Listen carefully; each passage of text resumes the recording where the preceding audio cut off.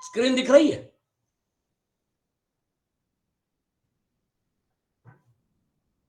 हाँ दिसतोय दिसतोय ना? अच्छा, हो दिसतोय, सांगा काका. हाँ, अभी 70वां श्लोक जो है, 71वां और 72वां, ये काफी महत्वपूर्ण है, क्योंकि इसमें आपको भगवान कृष्ण उस लेवल पे लेके जाते हैं जहां पर हमको रहना चाहिए. हम यहां पर भटक रहे हैं असत में.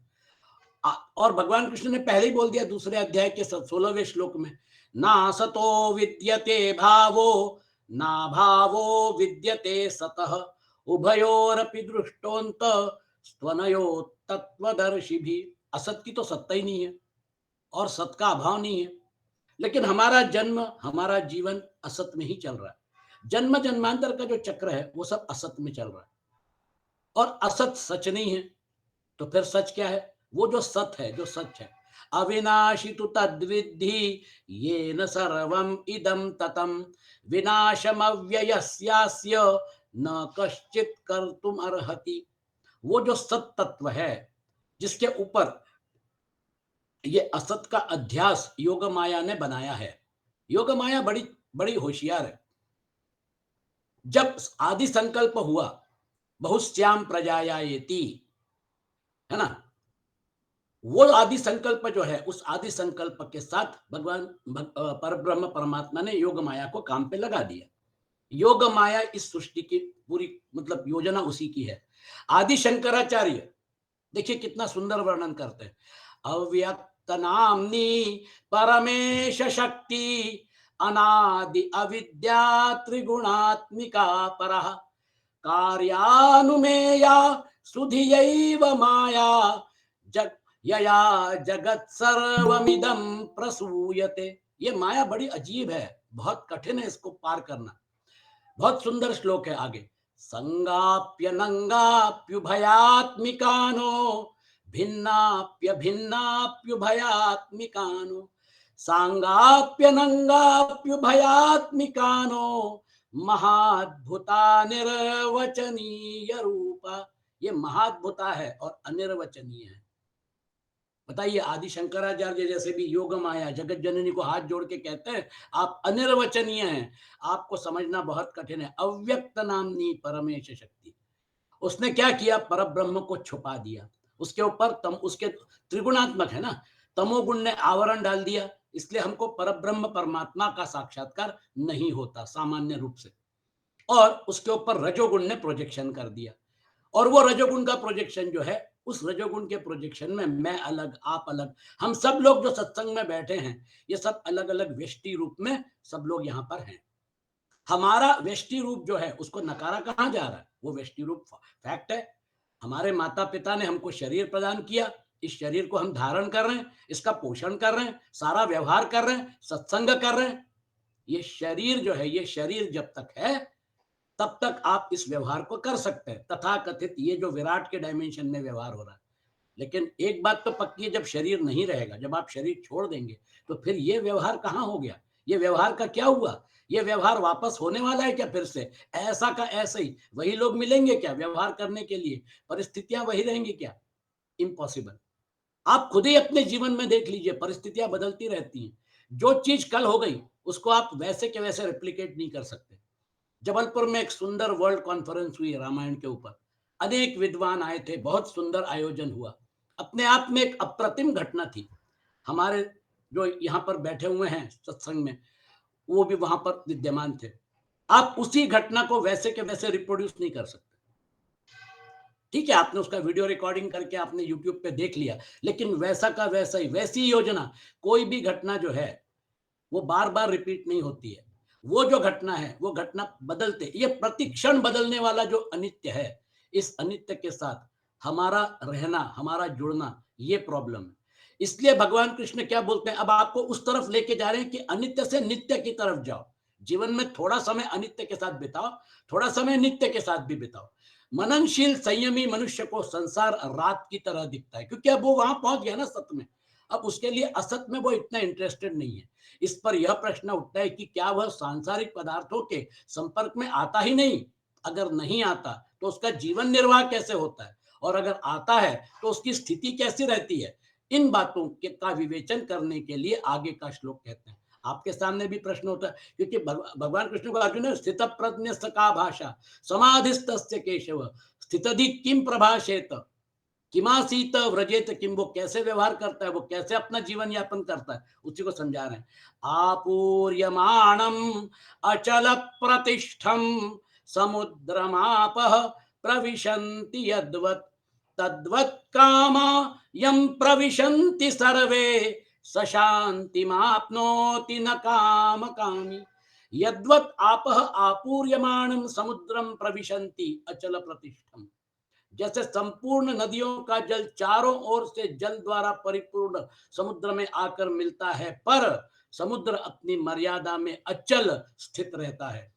तद्वत् सर्वे कामाः यम प्रविशन्ति, ऐसे ही संपूर्ण भोग पदार्थ जिस संयमी मनुष्य को विकार उत्पन्न किए बिना ही प्राप्त होते हैं, प्रविशन्ति सह शांतिम आपनोति काम कामी न, वही मनुष्य परम शांति को प्राप्त होता है, भोगों की कामना वाला नहीं। यहां पर भगवान कृष्ण बोल रहे हैं कि असत जो है वो असत से उसने अपने आप को डिटैच कर लिया। नदी नदों का जल ज्यादा आने से अथवा कम आने से या न आने से, तथा बड़वा नल जल में पैदा होने वाली अग्नि और सूर्य के द्वारा जल का शोषण होने से समुद्र में कोई फर्क नहीं पड़ता, वह बढ़ता घटता नहीं है, उसको नदी नदों के जल की अपेक्षा नहीं रहती, वह तो सदा सर्वदा ज्यों का त्यों ही परिपूर्ण रहता है और अपनी मर्यादा का कभी त्याग नहीं करता। बहुत सुंदर उदाहरण दिया है। तद्वत् कामायम प्रविशन्ति सर्वे, ऐसे ही संसार के संपूर्ण भोग उस परमात्मा तत्व को जानने वाले संयमी मनुष्य को प्राप्त होते हैं, उसके सामने आते हैं, पर वे उसके कहे जाने वाले शरीर और अंतःकरण में सुख दुख रूप विकार पैदा नहीं करते, अतः वह परम शांति को प्राप्त होता है। उसकी जो शांति है वह परमात्मा तत्व के कारण से है, भोग पदार्थों के कारण से नहीं। इंपॉर्टेंट पॉइंट, भोग पदार्थ भी हमको सुख देते हैं, भोग पदार्थ जो है वो भी हमको एक सुकून देते हैं, बड़ा अच्छा लगता है, लेकिन ये जो है ये आने और जाने वाले हैं। आगम आपायिनो अनित्य तांतिति क्षस्व भारत, ये अंडरलाइन कर लीजिए। ये आने रहने और जाने वाला जो चक्कर है ये आपको परमानेंट शांति नहीं दे सकता। परमानेंट शांति अगर प्राप्त करनी है तो फिर आपको कहीं और जुड़ना पड़ेगा। उसकी जो है शांति वह परमात्मा तत्व के कारण से, भोग पदार्थों के कारण से नहीं। ये अंडरलाइन करके और फिर उसके बाद इस श्लोक में वो जो है वो मुनि जो है वो अपना जीवन कैसे जीता है, अपनी कामना के कारण ही संसार जड़ दिखता है, वास्तव में तो यह चिन्मय परमात्मा ही है, वासुदेव सर्वम सद सच्चा हम अर्जुन। अतः जब मनुष्य कामना रहित हो जाता है तब उससे सभी वस्तुएं प्रसन्न हो जाती है। इनफैक्ट वो जो है, जैसे बृहदारण्यक उपनिषद ने बताया कि वो जो है वो इधर उसकी कामना दी, वो जो है आप आत्म काम होता है, आत्म काम होने के बाद वो आप्त काम होता है, आप्त काम होने के बाद वो निष्काम होता है। वो जो सीक्वेंस वहां पर याज्ञवल्क्य के बता रहे हैं उसी सीक्वेंस को यहाँ पर अपने हिसाब से भगवत गीता में समझाया गया है। वो अगर इस प्रकार से अगर आपका एटीट्यूड अगर आपने जनरेट कर लिया तो फिर उसके बाद आपका थिंकिंग प्रोसेस जो है वो थिंकिंग प्रोसेस बिल्कुल सही दिशा में जाएगा, क्योंकि यहाँ पर जो कामनाएं हैं, कामना विषयों की जो वासना है वो कभी खत्म नहीं होगी। ये चाहिए वो चाहिए, है ना, फलाना चाहिए ढिकाना चाहिए। आप देखिए ना, इतना लाखों करोड़ रुपए कमाने वाले लोग जो हैं वो शांत कहाँ हैं, और कमाना है, उनको समय नहीं है आपसे बात करने के लिए। बहुत ज्यादा उनके पास वैभव है, सब कुछ है, वैभव है, सब कुछ है, लेकिन सब यहीं अगर छोड़ के जाना है तो इस वैभव को क्या करेंगे लेके, और कितना वैभव चाहिए। अगर ये एटीट्यूड है तो फिर आप महलों में रहिए, फिर आप गाड़ियों में घूमिए, सबसे बढ़िया गाड़ी जो है मर्सिडीज वगैरह, जिस गाड़ी में घूमना है फेरारी में घूमिए, कोई फर्क नहीं पड़ता। आप उन साधनों का उपयोग कर रहे हैं, जैसे आप शरीरों का उपयोग कर रहे हैं, लेकिन आप डिटैच्ड हैं, आपको मालूम है कि ये संसाधन है व्यवहार करने के लिए, ये संसाधनों का मैं उपयोग कर रहा हूं, लेकिन मैं और ये साधन संसाधन अलग हैं। प्रकृति का दिया हुआ है, प्रकृति ने मुझे दिया, बहुत बहुत बहुत धन्यवाद, बहुत सुंदर शरीर दिया, आपको जो भी वैभव दिया है, आप अपने पैरों पे खड़े हैं, आपके व्यवसाय शुरू हैं, ये सारी चीजें जो है प्रकृति की आपकी नियति के हिसाब से आपके झोली में आके पड़े हुए हैं, इनका उपयोग करिए। लेकिन एक बात तो पक्की है, आपको सुख शांति कहाँ है? अपनी कामना के कारण ही यह संसार जड़ दिखता है, क्योंकि हम कामना कहाँ की करते हैं? विषयों की करते हैं। हमारा शरीर जो है, हमारे तीन शरीर, ये भी तो जड़ ही है ना, ये अपरा प्रकृति का हिस्सा है। भूमिरापो नलो वायु खम मनो बुद्धिरेव च। अहंकार, अहंकार तक, और अहंकार का बीच कहां पर है? कारण शरीर में। तो मेरा स्थूल शरीर जो है, ये भी जड़ तत्व में है, अपरा प्रकृति का हिस्सा है। मेरा सूक्ष्म शरीर जो है, ये भी अपरा प्रकृति का हिस्सा है। मेरा कारण शरीर, ये भी अपरा प्रकृति का हिस्सा है। लेकिन अपरेयमितस्त्वन्याम विद्धि प्रकृति में पराम जीव भूताम महाबाहो ययेदम धार्यते जगत। वो चेतन तत्व मेरा जो है, उसने उसको धारण किया हुआ है। अरे ये बिखरना नहीं चाहिए, ये ऐसा का ऐसे ही रहना चाहिए। कोई बात नहीं, अवस्था परिवर्तन हो गया। बाल्यावस्था जो है वो तारुण्य अवस्था में परिवर्तित हो गई, तारुण्य अवस्था वृद्धावस्था में परिवर्तित हो गई, और फिर सामने मृत्यु दिख रहा है। नहीं नहीं, मेरा शरीर जो है, वो शरीर मरना नहीं चाहिए, मेरा शरीर छूटना नहीं चाहिए। ये सारी चीजें जो मैंने जमा करके रखी हुई हैं, ये ऐसी ही रहनी चाहिए। पॉसिबल है क्या? इम्पॉसिबल। अच्छे अच्छे लोग जो हैं, वो सारे के सारे लोग जो है आए, रहे और गए। आना रहना जाना, ये अगर इस शरीर की नियति है, और इससे जो हम भोग भोग रहे हैं इनकी नियति है, इसका मतलब सच कहीं और है। इस बात को अगर रियलाइज करते हैं, तो ये जो जड़ के साथ जड़ का इंटरेक्शन है, हमारे तीनों शरीर जड़ है, इनको ऊर्जा प्रदान करने वाला जो चेतन तत्व है जीवात्मा, वो जीव भाव से ग्रस्त है, क्योंकि उसको लगता है कि यही उसका सच है। हम लोग क्या करते हैं हमारे जीवन में? हम लोग वही तो काम कर रहे हैं। मैं अलग इंडिविजुअल हूं, मेरा भाई अलग इंडिविजुअल है, मेरे पिता अलग इंडिविजुअल है ना। अब चार भाई हैं, कोई भाई बहुत संपन्न होता है, कोई भाई जो है यथास्थिति होता है, कोई भाई गरीब होता है ना। भेदभाव शुरू हो जाता है, अरे वो तो बहुत बड़े आदमी, बुलाने से नहीं आएंगे, है ना। वो छोटा जो होता है उसको कभी भी बुलाते हैं वो चला जाता है, माता पिता की सेवा करता है, नम्रता के साथ रहता है, क्योंकि उसके पास धन कम है। जिसके पास धन कम है वो यूएस में बैठता है, कितना पैसा चाहिए भेज दूंगा, सेवा करने के लिए मत बोलो। हर एक का अपना अपना एटीट्यूड है। ये पूरा का पूरा, ये जिसको अपन सृष्टि कहते हैं, संसार कहते हैं, ये अहंकार ड्रिवन है। इसको अहंकार चला रहा है, और हम जीवात्मा रूप में अहंकार के पिलियन राइडर बन के उसके पीछे पीछे घूम रहे हैं। जब जन्म होता है उसके पीछे पीछे हम शरीर में प्रवेश किए, जब मृत्यु होती है तो उसके पीछे पीछे हम भी निकल गए। अहंकार के साथ जुड़ने की वजह से मुझे और हम सबको एक देशीय बना के मजा लिया जा रहा है। वो जो योग माया का क्रिएशन है उसको हम नकार नहीं सकते। फैक्ट ये है कि उसने हम सभी को एक देशीय बना दिया, और एक देशीय बन के हम व्यवहार कर रहे हैं।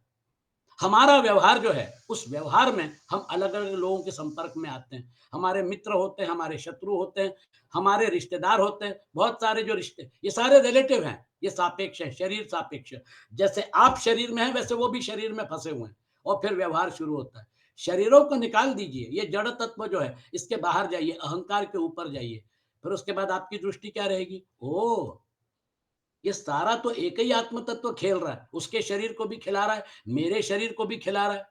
फिर जैसे आपको समझ में आ गया कि वो एक ही बिजली है जो पंखा चलाती है, फ्रिज चलाती है, टीवी चलाती है, कंप्यूटर चलाती है, एक ही बिजली सारा काम कर रही है। तो फिर आपने बिजली का शास्त्र समझ लिया ना।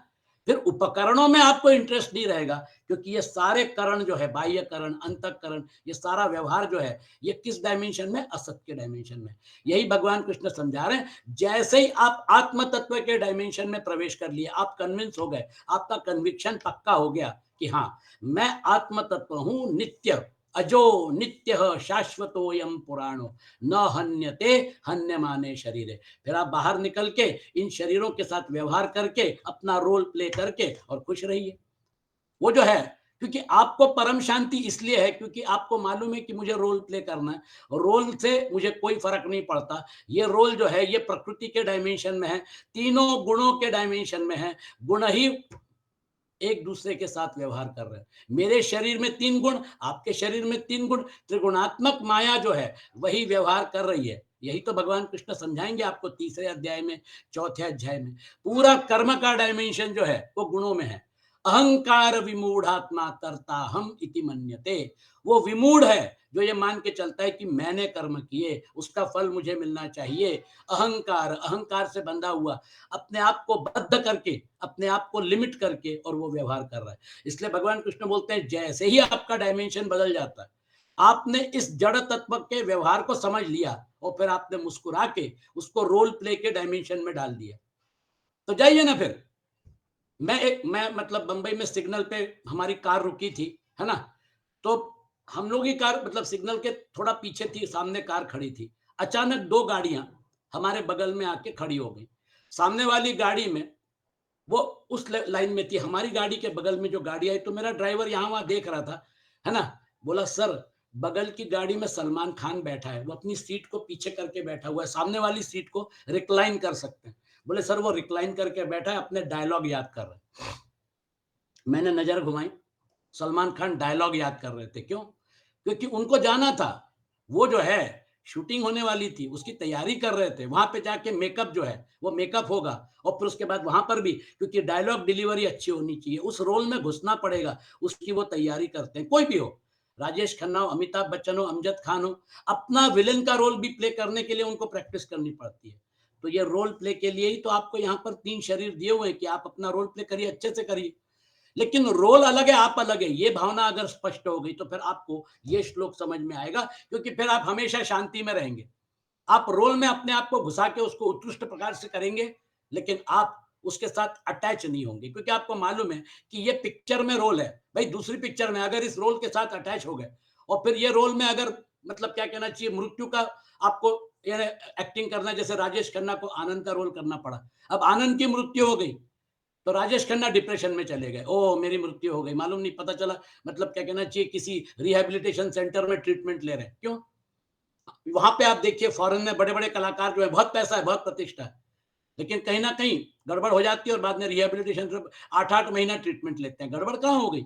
आप अपने रोल के साथ इतना कैसे आइडेंटिफाई हो गए? राजेश खन्ना रोल में घुसे, आनंद के उत्कृष्ट परफॉर्मेंस दिया और बाहर भी आ गया, उसके बाद बहुत सारी पिक्चर की। ये रोल और हमारा अस्तित्व जो है, ये अगर समझ में आ गया तो असत के डायमेंशन में रोल प्ले, सत्य के डायमेंशन में मूल अस्तित्व। बस इसको समझ लीजिए। इसलिए यहां पर कहते हैं यह संसार जड़ दिखता है, क्योंकि जड़ से जड़ ही दिखता है ना? हमारे 3 शरीर जड़ है।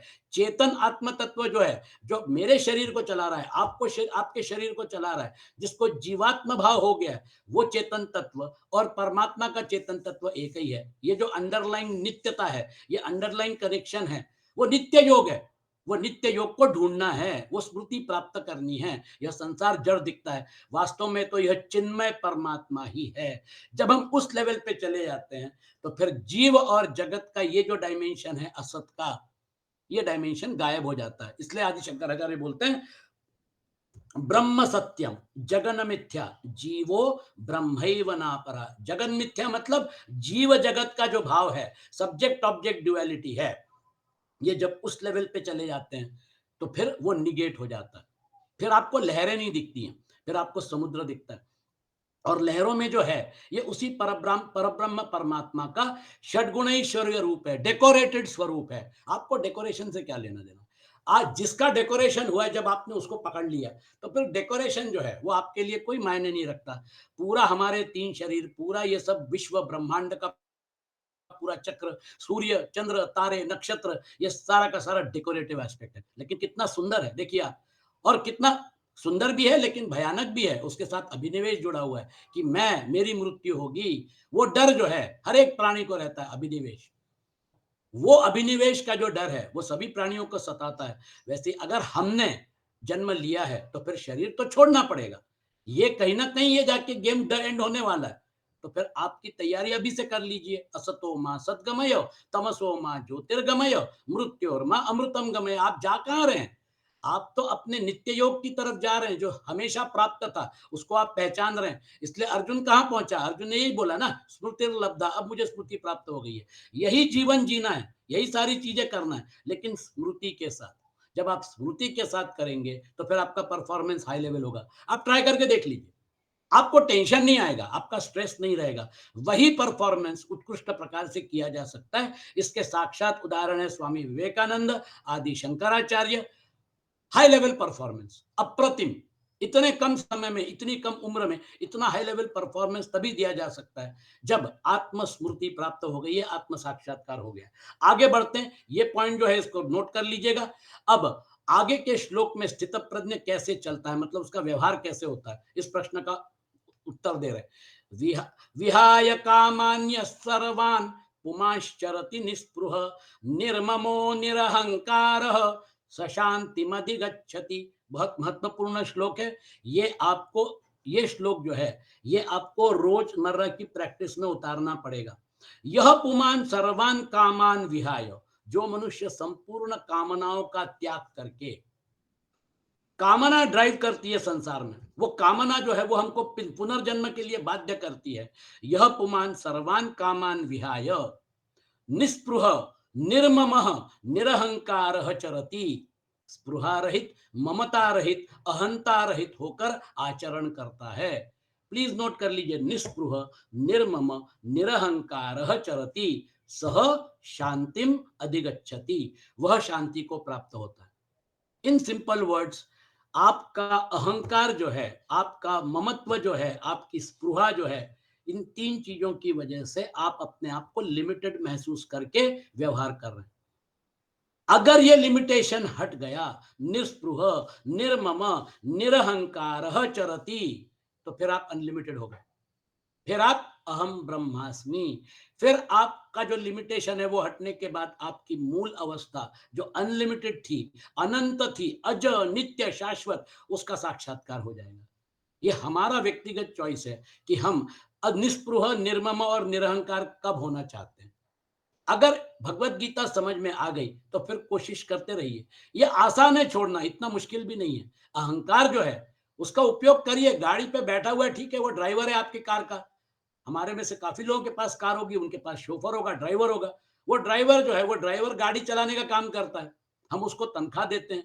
वो ड्राइवर जो है वो आपकी आज्ञा के हिसाब से काम करता है या उसकी आज्ञा के हिसाब से आप काम करते हैं। अहंकार जो है वो ड्राइवर है ना, वो आपको संसार में ड्राइव कर रहा है। इस जन्म में सुख नहीं मिला, अगले जन्म में दूंगा, उस जन्म में नहीं मिला, उसके अगले जन्म में दूंगा, 50 जन्म के बाद दूंगा। अरे बाबा, वो जो है वो लिमिटेशन कब तक रहेगा? जन्म जन्मांतर में हम वो लिमिटेशन के साथ जुड़े हुए हैं। ये लिमिटिंग फैक्टर है, निस्पृह, स्पृहा, ममता और अहंकार। तुलसीदास जी बहुत विद्वान थे। एक चौपाई के एक चौथाई हिस्से में उन्होंने माया का वर्णन किया। मैं अरु मोर तोरते माया। मैं मतलब क्या? अहंकार। मोर मतलब क्या? ममत्व। मेरा, मैं और मेरा, तू और तेरा, यही माया है। नोट कर लीजिए, यहां से उठाया उन्होंने दूसरे अध्याय, निस्पृह निर्मम निरहंकार। अब अप्राप्त वस्तु की इच्छा का नाम कामना है। स्थित प्रज्ञ महापुरुष संपूर्ण कामनाओं का त्याग कर देता है। कामनाओं का त्याग कर देने पर भी शरीर के निर्वाह मात्र के लिए देश काल वस्तु व्यक्ति पदार्थ आदि की जो आवश्यकता दिखती है, अर्थात जीवन निर्वाह के लिए प्राप्त और अप्राप्त वस्तु आदि की जो जरूरत दिखती है, इसका नाम स्पृहा है। यह स्पृहा स्वाभाविक है।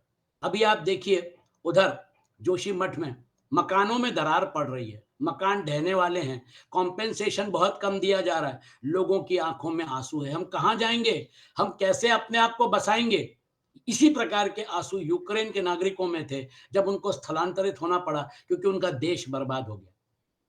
स्पृहा ऐसी रहे, बिल्डिंग ऐसी रहे, मेरा मकान ऐसी रहे। अब जोशीमठ क्या, वो पूरा उत्तराखंड जो है ना, वहां पे अभी मतलब परिस्थिति खराब हो गई। अब वो मालूम नहीं कहां लेके जाएगा, क्योंकि अगर वो पूरा का पूरा अगर भूस्खलन या अगर रॉक, क्योंकि आप जब टनल बोरिंग मशीन यूज करते हैं तो वो टनल बोरिंग मशीन जो रहती है उसका जो सर्कुलर सॉ होता है बड़ा भयानक होता है। वो मैं गैमन में था, हमारे हम लोग टनल बोरिंग मशीन यूज करते थे टनलिंग के लिए। टनल दिखता बहुत अच्छा है, लेकिन वो मशीन जो है वो मशीन एक तरफ से अंदर जाती, दूसरी तरफ से बाहर निकलती है, और वो घन घन घन जो उसका वो जो सर्कुलर सॉ घूमता है उसकी वजह से पूरा ऊपर का बाजू का रॉक स्ट्रेटा जो है वो हिल जाता है। एनटीपीसी का जो टनल का काम चल रहा था, ये लोग बताएंगे नहीं फैक्ट्स, एनटीपीसी का टनलिंग का जो काम चल रहा था उसकी वजह से वो पूरा रॉक स्ट्रेटा जो है वो डिसबैलेंस हो गया, और अगर वो गिरा तो फिर आप सोचिए कितना भयानक विनाश होगा, क्योंकि वो बड़ा दुर्गम प्रदेश है। और वहां पर जो प्रोजेक्ट्स बन रहे हैं वो प्रोजेक्ट्स जो है बड़े बड़े क्लेम आते हैं, पूरी टनल बोरिंग मशीन पहाड़ में धंस गई, एक एक मशीन की कीमत 3-3 करोड़ है। तो दिक्कत क्या होती है, वो टनल बोरिंग मशीन जो है वो निकाल नहीं सकते आप, वो पूरा पहाड़ ही धंस गया। बड़ा खतरनाक काम होता है टनलिंग का। ये जो है इसकी वजह से आज जोशीमठ पूरा हिल गया है, मकानों में दरार पड़ रही है, पानी निकल आया है। अब क्या होगा मालूम नहीं। स्पृहा ऐसी ही रहे, अगर नहीं रहा तो आंखों में आंसू है। बड़ा दुख हो रहा है, बड़ा दर्द हो रहा है, रिहेबिलिटेशन। स्पृहा जो है ये बड़ी खतरनाक है। ये हमको संसार के हमारी इन सारी चीजों के साथ ऐसे जोड़ के रखती है कि ये ऐसे ही बना रहे। एक दिन ये छूटेगा, फिर क्या होगा? आपकी स्पृहा को ठेस लगेगी, जो आपने जोड़ा है ये सब छोड़ना पड़ेगा। तो वो जो है निस्पृह होता है कि ठीक है बहुत अच्छी बात है, नहीं है तो रिहेबिलिटेट कर लेंगे अपने आप को। जब पंजाब और सिंध से लोग आए थे, उनके पास कुछ भी नहीं था, जमीन जायदाद वहां छूट गई, धन संपत्ति वहां छूट गई, यहाँ पे अपनी बड़ी मुश्किल से जान बचा के आए और आज देखिए संपन्न है, पैसा कमाया। हमारे यहाँ पे पूना में 2 सोसाइटीज है, सिंध हाउसिंग सोसाइटी और अभिमानश्री सोसाइटी। वहां पर जो बंगले हैं, एक एक मतलब क्या कहना चाहिए प्लॉट का डायमेंशन 20-20 हजार स्क्वायर फीट है और वहां जो बंगले बने उसका अगर वैल्यूएशन करेंगे 40-40 करोड़, 50-50 करोड़ का एक बंगला है। सिंधा हाउसिंग सोसाइटी, इन लोगों ने अपने आप को वापस बसाया, हिम्मत नहीं हारी, आज वो अपने पैरों पे खड़े हैं। दाद देनी पड़ेगी। ये जो है, ये इस प्रकार का संघर्ष जो है वो सबके जीवन में नहीं आना चाहिए, हम भी मानते हैं, लेकिन अगर आ गया तो उसमें से बाहर निकलने की कैपेसिटी होनी चाहिए। इसलिए निस्पृह, ठीक है मैं बाहर निकलूंगा और इसमें से बाहर निकल के दिखा दूंगा। स्थित प्रज्ञ पुरुष इस स्पृहा का भी त्याग कर देता है, कारण कि जिसके लिए शरीर मिला था, जिसकी आवश्यकता थी, उस तत्व की प्राप्ति हो गई, वह आवश्यकता पूरी हो गई। अब शरीर रहे चाहे ना रहे, शरीर निर्वाह हो चाहे ना हो, इस तरफ वह बेपरवाह रहता है, यही उसका निष्प्रह होना। यहाँ पर निष्प्रह होने का डायमेंशन जो है वो उन्होंने एक अलग लेवल पे ले गए कि अब इसमें कोई इंटरेस्ट ही नहीं रहा, असत के डायमेंशन में इसके बारे में कोई स्पृहा नहीं रही, क्योंकि जब वो असली चीज को एंजॉय कर रहा है तो फिर ये नकली चीज जो है ये असत के बारे में उसको कोई एंजॉयमेंट नहीं है। ये जो स्पृहा ये हाई लेवल की है, लेकिन हमारे जीवन के उदाहरण जो मैंने दिए, जोशी मठ के लोगों को स्थलांतरित होना पड़ेगा, वहां पे रीएस्टैब्लिश करना पड़ेगा। अगर स्पृहा नहीं है तो फिर आप उसको सहज ढंग से एक्सेप्ट कर लेंगे। भगवान राम को जो है जब वनवास की तरफ जाना पड़ा, 2 घंटे में बोले मैं वलकल पहन के तैयार होता हूँ, कौशल्या माता का क्या कहना चाहिए उनको, उनका आशीर्वाद लेता हूँ, निकल जाता हूँ। अरे आज राज्याभिषेक होने वाला है, अयोध्या छूटने वाली है, वन में तो बहुत तकलीफ होगी, और पादुका जो थी वो भी भरत को दे दी, तो पैर में कुछ भी नहीं, जंगल में घूम रहे हैं, कांटे चुभ रहे हैं। आप देखिए ये जो है वो कष्ट भी सहन करने की अगर मतलब तैयारी है, इसका मतलब वो निस्पृह है। तो हमारे जीवन में रहते हुए भी अगर हम अलग अलग मतलब सिचुएशन को अगर हम अपने आप को अडेप्ट कर सकते हैं, अगर उसके साथ मेल-जोल बना के आगे बढ़ सकते हैं, तो भी हम निस्पृह हो गए। जीवन में अनेक घटनाएँ होती रहेंगी, उसके साथ एडजस्ट होते चलिए। आप अगर स्पृहा रहित हैं, तो वो एडजस्टमेंट आपके लिए पॉसिबल है। निस्पृह होने का अर्थ यह नहीं है कि वह निर्वाह की वस्तुओं का सेवन करता नहीं है।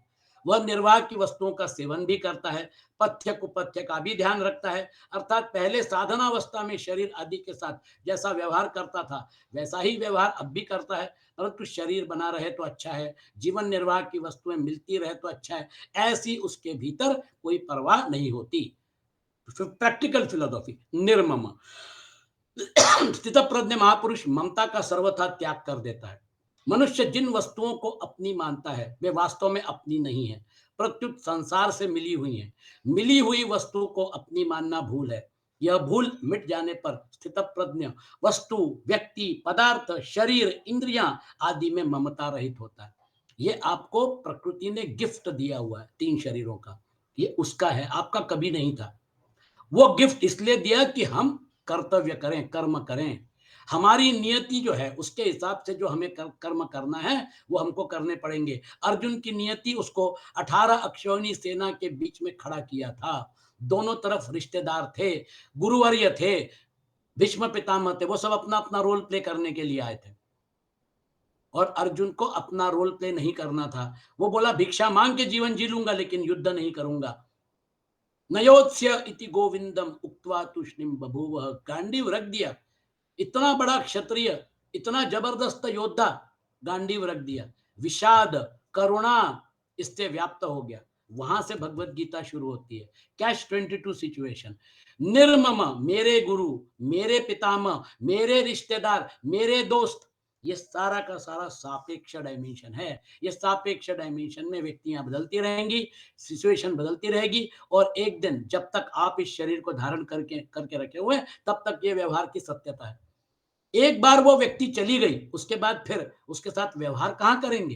फिर उसने जो भी कमाया है, जो भी सब कुछ जोड़ा है, तिनका तिनका जोड़ा है, वो फिर उसके जो रिश्तेदार हैं वही आपस में बांट लेते हैं। वो जो है उनकी हो जाती है, फिर वो भी चले जाते हैं, फिर उनके पुत्रों की हो जाती है। यही गेम चलता रहता है, यहाँ पे तो कोई परमानेंट नहीं है। तो दिक्कत यहाँ पे है कि निर्मम यानी आप उस व्यवहार के साथ जुड़े हुए हैं पूरी तरह से, कोई दिक्कत नहीं। लेकिन वो जो है वो उस पिक्चर की कलाकृति है, वो एक पिक्चर एक कलाकृति है। उसके हिसाब से आपको कोई डायलॉग बोलना है, उसके हिसाब से आप कहाँ पे खड़े रहेंगे, किस प्रकार से डायलॉग डिलीवर करेंगे, कैसे एक्शन करेंगे, ये डायरेक्टर आपको गाइड करेगा। आप डायरेक्टर भी नहीं है, प्रोड्यूसर भी नहीं है, स्क्रिप्ट राइटर भी नहीं है, और पिक्चर में आप रोल प्ले कर रहे हैं। दिक्कत वहां पे होती है।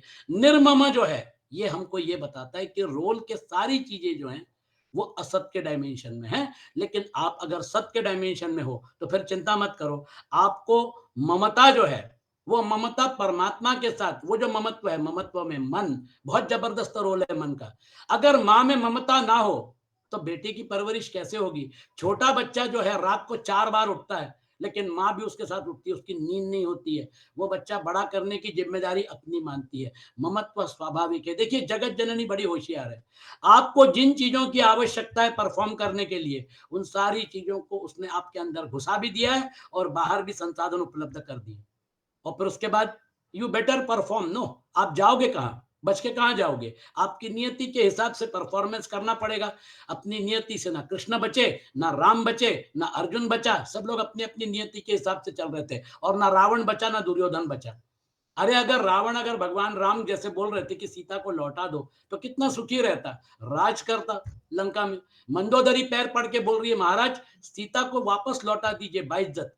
भगवान राम की भक्ति करिए, भगवान राम परब्रह्म परमात्मा के अवतार हैं, उनके साथ आप झगड़ा मत लीजिए, वो आपको बहुत महंगा पड़ेगा। कहाँ माना, नहीं माना। मंदोदरी खुद उसकी पत्नी बता रही है। उसके अक्षय कुमार मारा गया, दुखी तो मां होगी। ममत्व जो है ये ममत्व स्वाभाविक है, क्योंकि प्रकृति के इन सारे चीजों में उसने अपना गेम बिल्कुल बिल्कुल परफेक्ट खेला है। मन में ममत्व रहना ही चाहिए, तभी आप व्यवहार कर सकते हैं। माँ अपने बेटे का पालन कर सकती है, लेकिन व्यवहार के लिए ममत्व जरूरी है। अब वो बच्चा जो है, वो बच्चा अगर फॉरेन जा रहा है ना, अब आप उसको एयरपोर्ट पे छोड़ने जा रहे हैं और आपकी आंखों में आंसू है। अब आपका ममत्व जो है, वो ममत्व देख के अगर वो बोलता है कि ठीक है मैं मेरा टिकट कैंसिल करता हूं, मैं रुक जाता हूं, तो वो भी गड़बड़ है। वो अपनी नियति के हिसाब से आगे जा रहा है। आजकल पूरा विश्व जो है, पूरा विश्व एक मतलब विलेज हो गया है, ग्राम हो गया है। कोई कहीं भी जा सकता है अपना पुरुषार्थ करने के लिए। हमारे बच्चे जो हैं उनको हमने पढ़ाया, उनको परवरिश दी, लेकिन अपनी नौकरी की वजह से, अपने जॉब की वजह से अगर वो कहीं जाते हैं तो जाने दीजिए। आपका ममत्व जो है वो ममत्व उनके करियर में अड़ंगा ना बने, उनके पंख निकल आए, जाने दीजिए। ये जो है ये आज की वास्तविकता है। ममत्व जो है वो ममत्व होल्ड बैक करना पड़ता है। ठीक है बच्चे आते रहेंगे, मिलते रहेंगे, लेकिन थोड़ा बहुत तो दुख होता ही है ना। जब मतलब क्या कहने जी, बिटिया जो है वो बिटिया को आप विदा कर रहे हैं ससुराल, माता पिता को, भाई को दुख तो होना ही होना है। वो बिटिया को भी दुख होता है, एक घर से दूसरे घर जाती है। तो आप खुद ही देखिए कि हमारा ममत्व जो है वो कितना स्ट्रांग है, वो बॉन्ड कितना स्ट्रांग है। व्यवहार जो है, उस व्यवहार की आवश्यकता ममत्व भी है। और अहंकार, यह शरीर मैं हूं, इस तरह शरीर से तादाद में मानना अहंकार है। चित्तप्रज्ञ में यह अहंकार नहीं रहता। शरीर, इंद्रियां, मन, बुद्धि आदि सभी किसी प्रकाश में दिखते हैं, और जो मैंपन है उसका भी किसी प्रकाश में भान होता है। ये प्रकाश कहां से आता है? ये प्रकाश चेतन तत्व का प्रकाश है। वो चेतन तत्व के भरोसे मन काम कर रहा है, बुद्धि काम कर रही है। जैसे पंखे में बिजली आती है तो पंखा चलता है, फ्रिज में आती है तो फ्रिज चलता है ना। बिजली चली जाती है, हम लोग देखते हैं अरे भैया बिजली चली गई, फिर आती 2 घंटे बाद आती है, सारे के सारे उपकरण फिर जैसे के तैसे काम करना शुरू कर देते हैं। ये सारे के सारे बाह्यकरण और अंतःकरण जिससे ऊर्जा प्राप्त करते हैं, जिस प्रकाश में ये परफॉर्म करते हैं, मैंपन उसका भी किसी प्रकाश में भान होता है। अतः प्रकाश की दृष्टि से शरीर, इंद्रियां, मन, बुद्धि, अहंता, मैंपन ये सभी दृश्य हैं, दृष्टा और दृश्य। आप पहले दृष्टा रूप में रहेंगे, वो जो आत्म तत्व दृष्टा के रूप में है, पुरुष दृष्टा।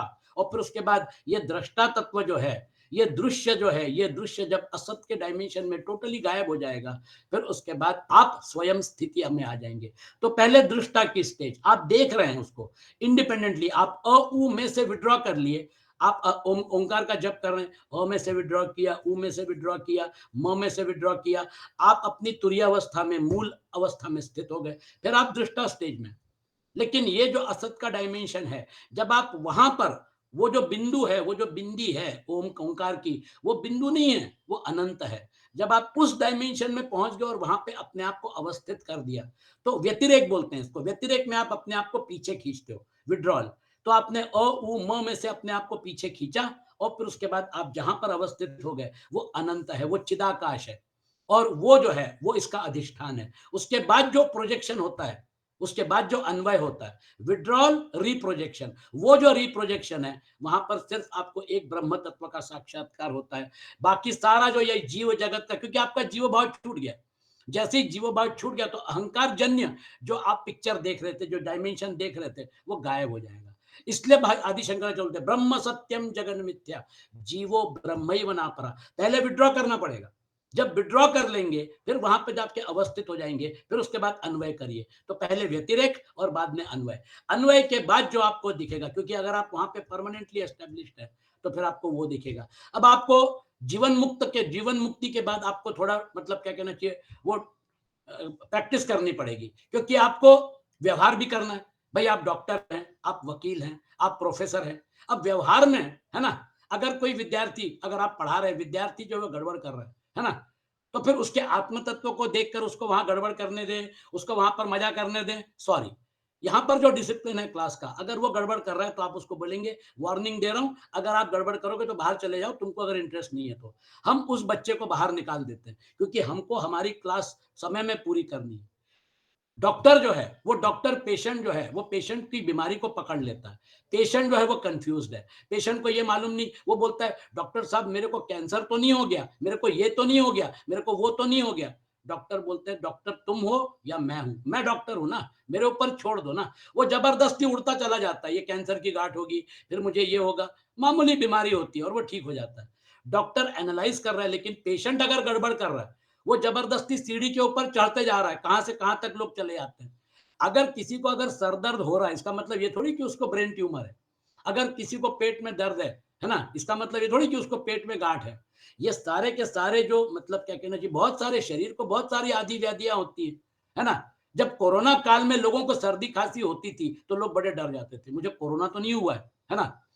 अब कोरोना हुआ है या नहीं हुआ है, ये जो है तो फिर आपका जो मतलब क्या कहना चाहिए, जो आपके फैमिली फिजिशियन है, आप उनको बताते थे, बताए सिम्टम्स बताओ, और फिर उसके बाद बोलते थे आश्वस्त रहो, थोड़ा स्टीम इनहेलेशन करो, और बाकी मतलब जो आपके विटामिन वगैरह है वो लेते रहो, आपकी इम्यूनिटी बढ़ाओ, आपको कोरोना नहीं हुआ है, आश्वस्त हो गए। सभी लोग डरे हुए थे।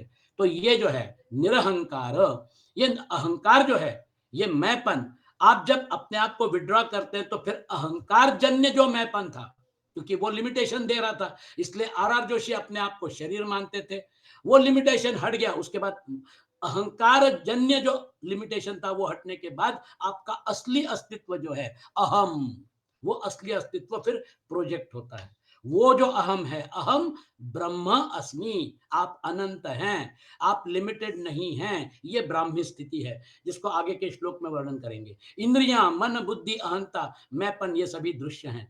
दृष्टा दृश्य से अलग होता है, यह नियम है। ऐसा अनुभव हो जाने से स्थित प्रज्ञ निरहंकार हो जाता है, स शांतिम अधिगच्छति। स्थित प्रज्ञ शांति को प्राप्त होता है। कामना, स्पृहा, ममता और अहंता से रहित होने पर शांति आकर प्राप्त होती है, ऐसी बात नहीं है। वो शांति जो है वो आत्म तत्व की शांति है। हम लोग क्या करते हैं, व्हाट्सएप पे मैसेज डालते हैं रेस्ट इन पीस, कोई चला गया तो, अरे वो तो ऑलरेडी पीस में है, वो अशांति में है, क्योंकि वहां पर जो अशांति नहीं है। अगर वो अगर मुक्त हो गया, वो अगर जीवन मुक्ति का आनंद ले रहा है तो वो पीस में है, वो शांति में है, वो बाहर से नहीं आती है। शांति वहां थी। आंदोलन कहां पे होता है, लहरों में होता है। समुद्र तो शांत है। सारा का सारा असत का डायमेंशन, ये करना है, वो करना है, फलाना करना है, इधर मीटिंग में जाना है, ये सब करना है। तो देखिए आप अशांति का डायमेंशन, बड़ा टेंशन है जोशी साहब, है ना, आज का दिन बहुत बिजी जाने वाला है। ये अशांति जो है, ये अशांति उस डायमेंशन में। शांत डायमेंशन आपका सतत शांत ही, वहां पे कुछ ही, क्योंकि वो त्रिगुण है ना। रजोगुण आपको कहां चुप, वो करो, गुणातीत डायमेंशन है, उसमें गुणों का अस्तित्व ही नहीं है ना, वो तो गुणातीत अस्तित्व है। इसलिए भगवान कृष्ण बोलते हैं गुणातीत निस्त्रयी गुण्यो भवार्जुन। गुणों के डायमेंशन में हलचल है, भागदौड़ है, दुनिया भर का रहेगा परेशानी। तो वो जो है जब संसार की कामना, स्पृहा, ममता और अहंता सर्वथा छूट जाती है, तब स्वतः सिद्ध शांति का अनुभव होता है कि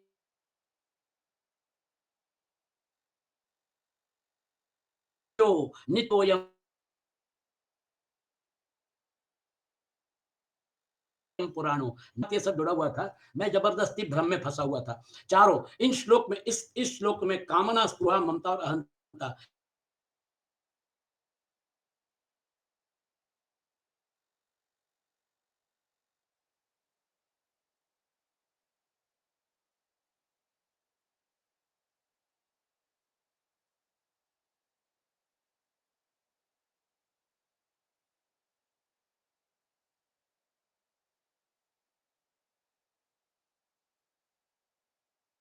आता है। छोड़ने जा रहे हैं इंटरनेशनल फ्लाइट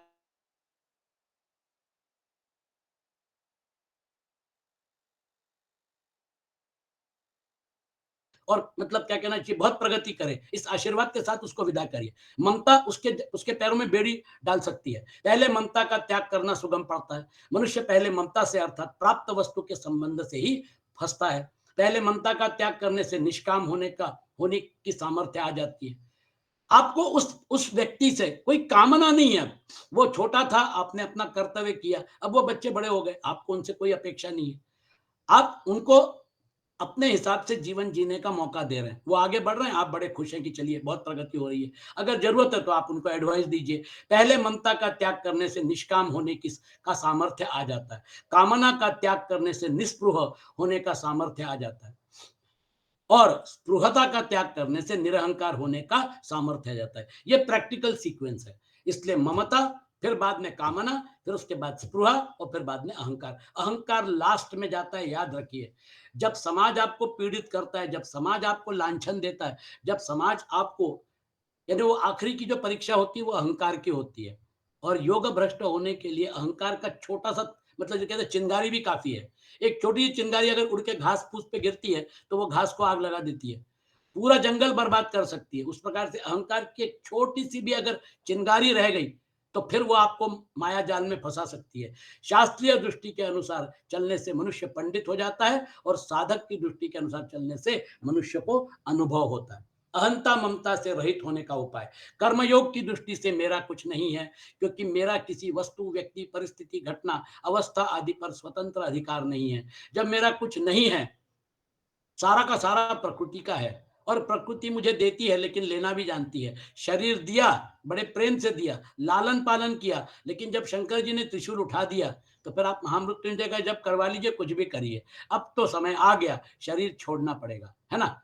तो कर्मयोगी जो है वो इस डायमेंशन में रहता है कि भाई ये जो है ये कर्म करने के लिए दिया, लेकिन ना मुझे कर्मों के प्रति आसक्ति है और ना उसके फल के प्रति आसक्ति है। किया, छोड़ दिया। जीरो बैलेंस, प्रकृति के साथ प्रकृति के टूल्स लेकर प्रकृति के लिए काम किया, प्रकृति के बाद छोड़ दिया। वो हमेशा जीरो बैलेंस पे रहता है, ना डेबिट है ना क्रेडिट है। जब डेबिट भी नहीं है, क्रेडिट भी नहीं है, तो फिर आपको जन्म जीवन के चक्र में डालने के लिए कुछ भी नहीं है। तो जीरो बैलेंस जो है उस एटीट्यूड में वो जीता है। मेरे के कहलाने वाले शरीर आदि का मात्र संसार के साथ सर्वथा अभिन्न संबंध है। ये सारी चीजें जो है, तीनों शरीर, सिर्फ स्थूल शरीर नहीं, स्थूल शरीर विराट का हिस्सा है, सूक्ष्म शरीर हिरण्यगर्भ का हिस्सा है और कारण शरीर ईश्वर, वो जो डायमेंशन है उसका हिस्सा है। ये उनका ओनरशिप है। हम जबरदस्ती अपना ठप्पा लगाते हैं क्योंकि अलग दिखता है। इसलिए अपने कहलाने वाले शरीर आदि से जो कुछ करना है वह सब केवल संसार के हित के लिए ही करना चाहिए, क्योंकि मुझे कुछ चाहिए ही नहीं। ऐसा भाव होने पर मैं का एक देशीय पना, नोट कर लीजिए, मैं का एक देशीय पना आपसे आप मिट जाता है और कर्मयोगी अहंता ममता से रहित हो जाता है। आप अपने आप को लिमिटेड करके जीवन जीना चाहते हैं या आप अपने आप को अनलिमिटेड करके जीवन जीना चाहते हैं, हमारा व्यक्तिगत चॉइस है। सांख्य योग की दृष्टि से प्राणी मात्र को मैं हूं इस प्रकार अपने स्वरूप की स्वतः सिद्ध सत्ता का ज्ञान रहता है, क्योंकि उसने रोल में से अपने आप को बाहर निकालने की प्रैक्टिस कर ली। जरूरत पड़ती तो रोल में घुसता है, अहंकार का उपयोग करता है, मन का करता है, बुद्धि का करता है। और फिर उसके बाद हम लोग जब बच्चे को, जो शैतानी कर रहा है उस बच्चे को क्लास में से निकाल देते हैं, है ना? बाद में फिर वो बच्चा जब आपको पैसेज में मिलता है ना? तो वो बच्चा नम्र होके बोलता है, टीचर आई एम सॉरी, मेरे से गलती हो गई। आप क्या बोलते हैं?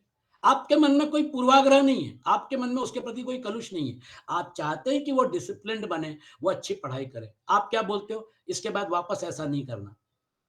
अपना जीवन सुधारो, तुम्हारा जीवन है। हो सकता है वो आपके पैर पकड़े, हो सकता है वो आपके साथ नम्र हो जाए, क्योंकि आपने उसको सही सीख दी है। उस समय उसको क्लास से निकाल देने का काम जो था, वो उसके अहंकार को ठेस लगा होगा, लेकिन बाद में अगर उसने रियलाइज कर लिया कि हाँ, तो फिर उसके बाद उसका जीवन सुधर जाएगा। सांख्य योग की दृष्टि से ये एटीट्यूड रहता है। तो पर अब इसमें भक्ति योग की दृष्टि से भी एग्जामिन कर लेते हैं। जिसको मैं और मेरा कहते हैं, यह सब प्रभु का ही है। कारण कि मेरी कहलाने वाली वस्तु पर मेरा किंचन मात्र भी अधिकार नहीं है, परंतु प्रभु का उस पर पूरा अधिकार है। वे जिस तरह वस्तु को रखते हैं, जैसा रखना चाहते हैं, वैसा ही होता है। अतः यह सब कुछ प्रभु का ही है। इसको प्रभु की ही सेवा में लगाना है। मेरे पास जो शरीर, इंद्रिया, मन, बुद्धि है, यह भी उन्हीं के हैं और उन्हीं के लिए उसका मैं उपयोग करूंगा। ऐसा भाव होने पर भक्ति योगी अहंता ममता से रहित हो जाता है। तीनों योग, कर्म योग, भक्ति योग, ज्ञान योग का एनालिसिस बड़े सुंदर ढंग से, प्रस्तुति का मतलब समझ लीजिए, हमको ये असत में से विड्रॉ करके सत का आनंद लूटना है। इसलिए वो लिमिटेशन जो है, वो लिमिटेशन में रहिए, लेकिन बाहर भी निकलने की कला सीख लीजिए। अहंता अपने स्वरूप में मानी हुई है, वास्तव में है नहीं। अगर वह वास्तव में होती तो हम कभी निरंकार नहीं हो सकते। अहंकार लिमिटेशन करने का काम करता है, इसके अलावा वो कुछ नहीं करता। आपने अहंकार की गेम समझ ली तो फिर उसके बाद कोई दिक्कत नहीं है। आप सुषुप्ति में जब जाते हैं तो आपका मन लीन हो जाता है, बुद्धि लीन हो जाती है। वो कारण शरीर जो है, उसमें जो अहंकार का बीज है, वो अहंकार का बीज अभी नष्ट नहीं हुआ है। इसलिए वहां पर आपका अन्नमय कोश, आपका कारण शरीर जो है, वो आपको अभी भी बांध के रखा हुआ है। वो जो अवस्था है, तुरीय अवस्था, मतलब सुषुप्ति अवस्था के आगे जो तुरीय अवस्था है, वो निरहंकार जो अवस्था है, जब हम उसका आनंद लेना शुरू करते हैं, वहां पे जरा दिक्कत होती है, क्योंकि आपने अहंकार को भी छोड़ दिया, आपका अलग अस्तित्व नहीं है, वो परमानंद है। तो ये आपका सुषुप्ति का जो डायमेंशन है, वहां पे आपका अलग अस्तित्व है। आप कहाँ हैं, कहाँ सो रहे हैं, ये सारा का सारा गायब हो जाता है। वो मतलब कोई यानी भानी स्टेशन पे सो रहे हैं या घर पे सो रहे हैं, गहरी नींद लग गई तो फिर उसके बाद ये इट हार्डली मैटर्स आप कहाँ पे सो रहे हैं। तो बहुत मेहनत करने के बाद भी जो गहरी नींद लगती है, उसके बाद फिर व्यक्ति जो है, उठने के बाद उसको सुकून महसूस होता है।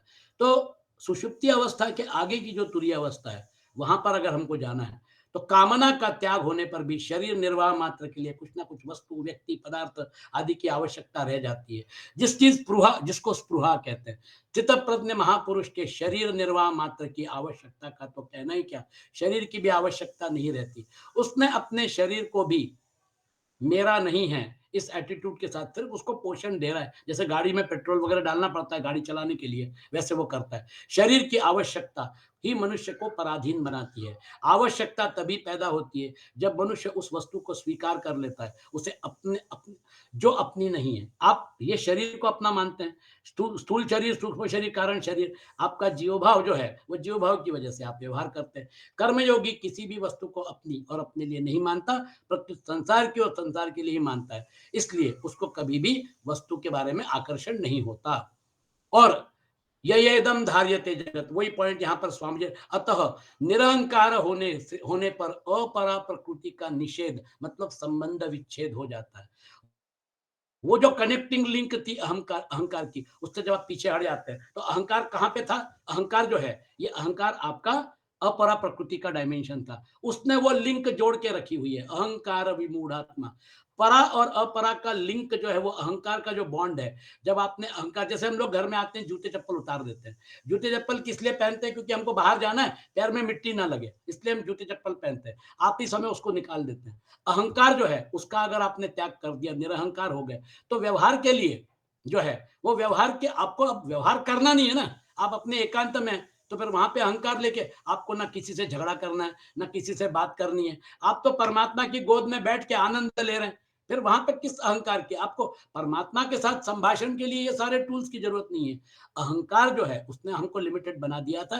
जैसे हम घर आने के बाद जूता चप्पल उतार देते हैं, उस प्रकार से आप अहंकार को भी उतारने की जब प्रैक्टिस करेंगे, तो फिर आपका असतो मां सद्गमय, तमसो मां ज्योतिर्गमय, मृत्योर मां अमृतम गमय, ऐसी जो स्थिति है ना, अहंकार का त्याग होने पर आपका संसार से आप अपने आप को विलग कर लिए। मैं ये नहीं बोल रहा हूं कि अभी से शुरू कर दीजिए, संसार में रहिए, संसार का एंजॉयमेंट करिए, लेकिन आसक्ति मत रखिए। ये रोल प्ले का डायमेंशन है। आप अपने आप को मतलब क्या कहते हैं कि टेक्निकली विड्रॉ कर लीजिए। रोल प्ले में घुसना, रोल प्ले करना, बाहर आना, ये प्रैक्टिस करते रहिए। अगर ये प्रैक्टिस अगर आपने की, कामना, स्पृहा, ममता और अहंता से रहित होने पर उसकी क्या स्थिति होती है, इसका वर्णन आगे के श्लोक में करते हुए इस विषय का उपसंहार करते हैं। बहुत महत्वपूर्ण श्लोक है, इसके ऊपर मनन चिंतन करिए। ये भगवत गीता का कैच पॉइंट है। एषा ब्राह्मी स्थिति पार्थ नैनाम प्राप्य विमुह्यति स्थित्वास्याम अंतकालेपि ब्रह्म निर्वाण मृच्छति। पार्थ, एषा ब्राह्मी स्थिति। हे पृथानंदन, यह ब्राह्मी स्थिति है। एनाम प्राप्य न विमुह्यति, इसको प्राप्त होकर कभी कोई मोहित नहीं होता। अर्जुन को मोह ही तो हुआ था। एनाम प्राप्य न विमुह्यति अस्याम अंतकाले अपि स्थित्वा। देखो, आपको मार्जिन प्रोवाइड कर रहे हैं। जीवन भागने दौड़ने में चला गया, आखिर के समय में भी, है ना, अगर ये स्थिति का ज्ञान संज्ञान हो गया तो फिर तुम्हारा काम बन गया। अस्याम अंतकाले अपि स्थित्वा, इस स्थिति में यदि अंतकाल में भी स्थित हो जाए तो ब्रह्म निर्वाणम रुच्यति। निर्वाण, ब्रह्म की शांति, मतलब ब्रह्म की प्राप्ति हो जाती, ब्राह्मी स्थिति। यही तो हमारे जीवन का उद्देश्य है। हमारे अंदर जो ब्रह्म भाव है उसको व्यक्त करना, यही हमारे जीवन का लक्ष्य है। ब्रह्म भाव जो है उसको व्यक्त करने के लिए ये जो संसार का कूड़ा करकट हमने डाल के रखा हुआ है, वो कूड़ा करकट को निकाल के, और फिर उसके बाद हम जो अंदर से वो प्रकाश आता है, वो प्रकाश अंदर से जो आता है, तो आपका जीवन, जिसको भगवान कृष्ण यानी Gautam Buddha, he was enlightened. Enlightened मतलब प्रकाश बाहर से नहीं आया, अंदर का जो प्रकाश था वो प्रकाश व्यक्त हो गया। ब्रह्म भाव जब व्यक्त होता है, आपने जीव भाव का आवरण डाल के उसको छुपा के रखा हुआ था, जब आपने जीव भाव का आवरण निकाल दिया तो जैसे वो मतलब जेम्स होते हैं ना, मतलब हीरा मोती, उनमें चमक होती है, स्वाभाविक चमक होती है। जैसे आवरण निकल गया तो फिर वो देखिए कितना सुंदर चमकता है। उस प्रकार का है आवरण, जीव भाव का आवरण जो है। योग माया समावृता नाहम प्रकाश सर्वस्व, योग माया समावृता। अर्जुन, मैं सबके मतलब नजर में नहीं आता हूं, नाहम प्रकाश सर्व, क्योंकि मैं योग माया से आवृत हूं। वो योग माया जो है उसने उसको छुपा के रखा है। आपने योग माया को समझ लिया, असत के डायमेंशन को समझ लिया, और फिर उसके बाद आपने उसका त्याग किया। आप चाहे तब असत में घुस सकते हैं, चाहे तब सत में आ सकते हैं, मतलब आप जीवन मुक्त हो गए। जीवन मुक्त ऋषि मुनि जो थे, उन्होंने भी हाई लेवल परफॉर्मेंस किया।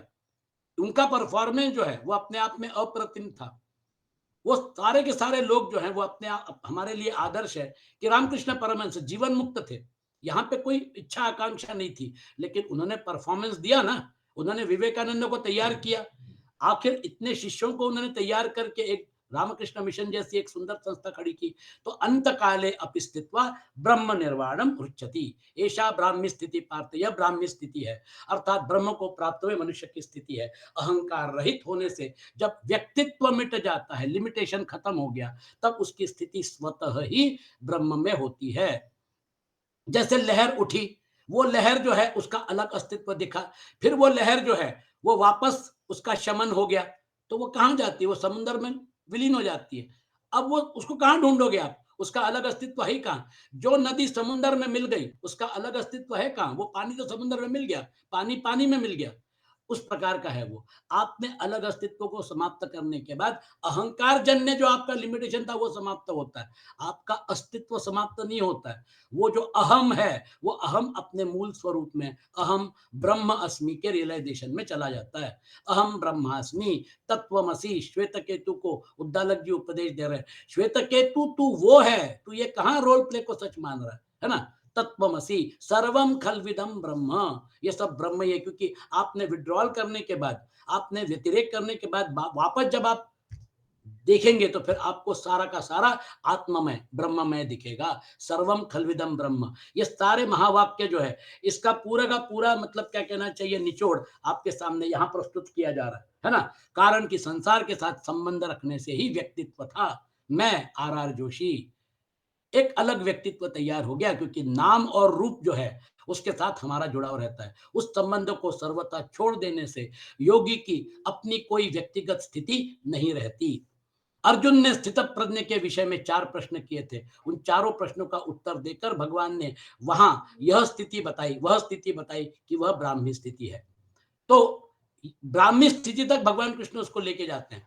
तात्पर्य यह है कि व्यक्तिगत स्थिति नहीं है, अर्थात उसमें व्यक्तित्व नहीं रहता, वह नित्य योग की प्राप्ति है। आपने इंडिविजुअल व्यक्तित्व को समाप्त कर दिया, उसमें एक ही तत्व रहता है। इस विषय की तरफ लक्ष्य कराने के लिए यहाँ पार्थ नैनाम प्राप्य विमुह्यति, जब तक शरीर में अहंकार रहता है, महत्वपूर्ण पॉइंट है, तभी तक मोहित होने की संभावना रहती है, जो अर्जुन को हुई थी। अर्जुन को मोह हुआ था, परंतु जब अहंकार का सर्वथा अभाव होकर ब्रह्म में अपनी स्थिति का अनुभव हो जाता है, तब व्यक्तित्व टूटने के कारण फिर कभी मोहित होने की संभावना नहीं रहती। इसको 2 स्टेजेस में होगा, ये एक स्टेज में नहीं होगा। अर्जुन भी यही बोलता है, नष्टो मोह स्मृतिर्लब्धा।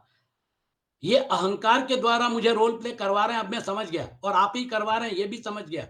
निमित्त मात्रम भव सव्यसाचिन, ये भी मैं समझ गया। लेकिन क्या बोला अर्जुन? ये बोला कि अब करिष्ये वचनम तव, अब मैं आपके वचन का पालन करूंगा। कर्तव्य कर्म जब तक शरीर के साथ जुड़े हुए हैं, प्रारब्ध के साथ जुड़े हुए हैं, करिए, कोई दिक्कत नहीं, कोई फर्क नहीं पड़ता। कर्म जो है वो कर्म आपको बद्ध नहीं करने वाला है, क्योंकि आपको उसको अकर्म में कन्वर्ट करने की आपको टेक्निक मालूम हो गई। ना कर्म के प्रति आसक्ति, ना फल के प्रति। वो कर्म जो है वो निर्बीज हो गया, उसका जो बीज भाव था उसको आपने नष्ट कर दिया, अब वो फल नहीं दे सकता। तो नैनाम प्राप्य विमुह्य, सत और असत को ठीक तरह से ही जानना, न जानना ही मोह है। तात्पर्य है कि स्वयं सत होते हुए भी असत के साथ अपनी एकता मानते रहना ही मोह है। आप नित्य हो, आप नित्य के साथ जुड़िए, आप अनित्य के साथ मत जुड़िए। जितना जरूरी है उतना जुड़ते रहिए, लेकिन उसको एनालाइज करते हुए रहिए। जब साधक असत को ठीक तरह से जान लेता है, तब असत से उसका संबंध विच्छेद हो जाता है और सत्य में अपनी वास्तविक स्थिति का अनुभव हो जाता है। इस स्थिति का अनुभव होने पर फिर कभी मोह नहीं होता। ये ब्राह्मी स्थिति है। तित्वास्याम अंत काले दिखा, देखिए आपको कितना बड़ा मार्जिन दे रहे हैं। इसलिए भगवान यह मौका देते हैं कि साधारण से साधारण और पापी से पापी व्यक्ति को ही क्यों ना हो, अगर वह अंतकाल में भी अपनी स्थिति परमात्मा में कर ले, अर्थात जड़ता से अपना संबंध विच्छेद कर ले, तो उसे भी निर्वाण ब्रह्म की प्राप्ति हो जाएगी। वह यह जन्म मरण से मुक्त हो जाएगा। आपका पर्पज जो है वो अचीव हो गया, क्योंकि आपको ब्राह्मी स्थिति जो है ये हमारे जीवन का उद्देश्य है। जड़ और चेतन ये 2 पदार्थ हैं। प्राणी मात्र का स्वरूप चेतन है, पर उसने जड़ का संग किया हुआ है। जड़ की तरफ आकर्षण होना पतन की तरफ जाना है, और चिन्मय तत्व की तरफ आकर्षण होना उत्थान की तरफ जाना है, अपना कल्याण करना है। जड़ की तरफ जाने में मोह ही मुख्यता होता है। और ये जो पॉइंट है इसको थोड़ा एनालाइज करके उन्होंने बताया है। बेसिक चीज आप याद रखिए, असत के साथ हमारा जो जुड़ाव है, वो जुड़ाव इन सारी चीजों के ऊपर डिपेंड करता है। मेनली शरीर सापेक्ष, शरीर एक दिन छूटने वाला है, ये बात दिमाग में रखते हुए, जरा मरण वो जो है उसका हमेशा ख्याल रखते हुए, ये जो है ये आपको दिया हुआ गिफ्ट है, ये आपको दे के और विड्रॉ किया जाएगा, इसको भी आप ध्यान में रखिए। तो मेरे विचार में आपका सारा काम हो गया, क्योंकि लिमिटेशन जो है वो लिमिटेशन हमारा माना हुआ लिमिटेशन था। हम बेसिकली अनलिमिटेड थे। इस प्रकार मोह जो है, अब अर्जुन की परिस्थिति जो है वो आपको अच्छी तरह समझ में आ गई। निर्मम निरहंकार होने से ब्रह्म की प्राप्ति तत्व ज्ञान होता है। फिर मनुष्य ममता रहित, कामना रहित और कर्तृत्व रहित हो जाता है, कारण कि जीव ने अहम के कारण ही जगत को धारण किया था। देखिए वहां पे जाने के बाद थोड़ी दिक्कत ऐसी होती है, क्योंकि रजोगुण जो है वो रजोगुण उतना नहीं रहता उनमें। वो क्या होता है, सत्वगुण प्रधान हो जाते हैं, रजोगुण तमोगुण कम हो जाता है। तो फिर उसके बाद वो क्या करते हैं, वो किसी ऐसे व्यक्ति को तैयार करते हैं जिसमें रजोगुण है। इसलिए रामकृष्ण परमहंस ने स्वामी विवेकानंद को तैयार किया। आदि शंकराचार्य के गुरु जो थे गौड़बादाचार्य, वो तो वहीं कालड़ी में जहां पे उनका आश्रम था वहीं पे थे, लेकिन आदि शंकराचार्य को तैयार करके और उनको पूरे भारत भ्रमण करके हिंदू धर्म की पुनर्स्थापना करवाई। ये गुरु की महत्ता है। गुरु वही है, शिष्य जो है वो परफॉर्मेंस दिखा रहा है, वो पराक्रम कर रहा है गुरु की प्रेरणा से, गुरु के आशीर्वाद से। वो जो गुरु है वो गुरु इसलिए नहीं कर पाता क्योंकि रजोगुण जो है उसका भी उसने त्याग कर दिया, इसलिए उसको परफॉर्मेंस में इंटरेस्टेड नहीं है। वो ऐसा शिष्य तैयार करके परफॉर्मेंस उसके झोली में डालता है। तो निर्मम होने की ब्रह्म प्राप्ति तत्व ज्ञान हो जाता है। फिर मनुष्य ममता रहित, कामना रहित, कर्तृत्व रहित हो जाता है, कारण कि जीव ने अहम के कारण ही जगत को धारण कर रखा। अहंकार विमूढ़ात्मा, यदि वह अहम का त्याग कर दे तो फिर जगत नहीं रहेगा। जीव जगत का ये तथाकथित जो अस्तित्व था ये गायब हो जाएगा, क्योंकि ये अहंकार के साथ आपको दिख रहा है। आपने अपने आप को लिमिटेशन करने के बाद ये सच दिखता है ना? जब आप अपने आप को अनलिमिटेड महसूस करते हैं और अनुभव करते हैं, तो फिर ये जो लिमिटेड था, ये डायमेंशन गायब हो जाता है, लहरें गायब हो जाती है, समुद्र दिखना शुरू हो जाता है। एक ही समुद्र लहरों में खेल रहा है, वो भी ऊपर है, वही नीचे है, लहरों में भी वही है और अपना अस्तित्व भी वही है ना? त्याग कर दे तो फिर जगत नहीं रहेगा। ब्रह्म की प्राप्ति होने पर, है ना? समग्र परमात्मा की प्राप्ति स्वतः हो जाती है, क्योंकि समग्र परमात्मा ब्रह्म की प्रतिष्ठा है। ये पॉइंट अगर आपने नोट कर लिया, तो फिर आपने भगवत गीता का मूल जो शास्त्र था, उसके साथ आप जुड़ गए। ओम तत्सदिति श्रीमद् भगवद गीतासु उपनिषत्सु ब्रह्म विद्यायां योग शास्त्रे श्री कृष्णार्जुन संवादे सांख्य योगो नाम द्वितीयोऽध्याय। ओम असतो मा सद्गमय तमसो मा ज्योतिर्गमय मृत्योर्मा अमृतं गमय। ओम शांति शांति शांति। ओम।